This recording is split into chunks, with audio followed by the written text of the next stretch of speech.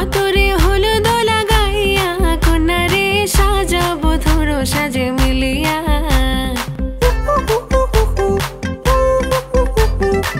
আজকে যে খুশিতে নাচে দুলহানিয়া।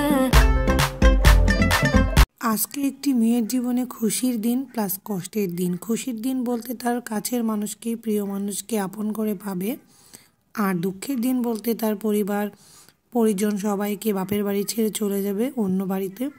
তার জন্য একটা মেয়ের আজকে খুশির দিন প্লাস দুঃখের দিন। তবে আজকে আমার ননদের অবিবাহিত জীবনে শেষ গোসল মায়ের বাসা থেকে করে যাবে। তার আমরা ছোটোখাটো প্রিপারেশন নিয়েছি তাকে গোসল করাবো জন্য। আমাদের এখানে নিয়ম, বিয়ের দিন মেয়েকে মিষ্টি খাওয়াইয়ে হলুদ মাখিয়ে গোসল করতে নিয়ে যাব। সবাই মিলে একটু হলুদও খেলবো। এখানে দেখতেই পাচ্ছেন বড় প্লাস ছোট সবাই মিলে কনেকে হলুদ মাখিয়ে দিচ্ছে। দেখেন একে একে সবাই এসে কন্যাকে হলুদ মাখাই দিবে সুন্দর করে। আজকের এই দিনের সকালটা এক অন্যরকম অনুভূতি সব মেয়ের জীবনেই আমি মনে করি। এই যে দেখেন আমাদের গায়ে হলুদ খেলা স্টার্ট হয়ে গেছে। আমাকেও মাখিয়ে দিল, আমাকেও ছাড়লো না, কারণ আজকের দিনটা কেউ কাউকে ছাড়াছাড়ির দিন না। আমিও মাখিয়ে দিলাম। দেখতেই পাচ্ছেন কিভাবে সবাইকে আমরা মাখিয়ে দিচ্ছি।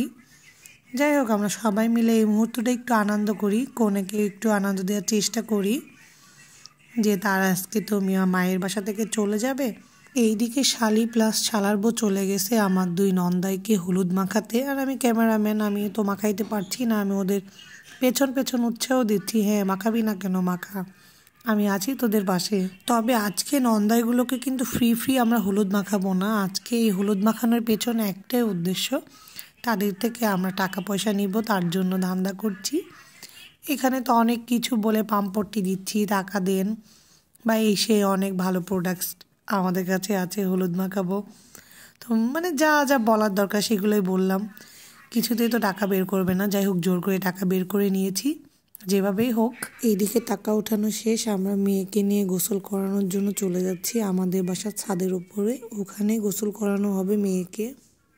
ওকে হলুদ মাখানো শেষ করে একদম আমরা গোসলের জন্য নিয়ে যাচ্ছি ছাদের উপরে। তো এখানে আমরা বেশ অনেকজন আছি, আমি আছি, আমার চাচাতো যা আছে, মানে এটা যে ননদের বিয়ে হচ্ছে তার ভাবি আছে, প্লাস আমার ফুফাতো যা আছে, সবাই মিলে আমরা এখন গোসল করাবো।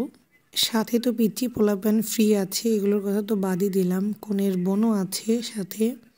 আর মজার ব্যাপার খেয়াল করছেন, গোসল করাইতে করাইতে বৃষ্টি চলে এসেছে। লাইফের ফার্স্ট এক্সপিরিয়েন্স হলো বৃষ্টির দিনে কনেকে গোসল করানোর। এরকম দিন আমি কখনোই পাইনি, আমার লাইফে দেখা হয় নাই।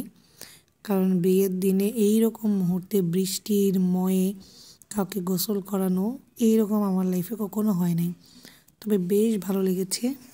কন্যাকে আমরা অবিবাহিত জীবনের শেষ গোসল সবাই মিলে করিয়ে দিলাম, এর মজাটাই আলাদা।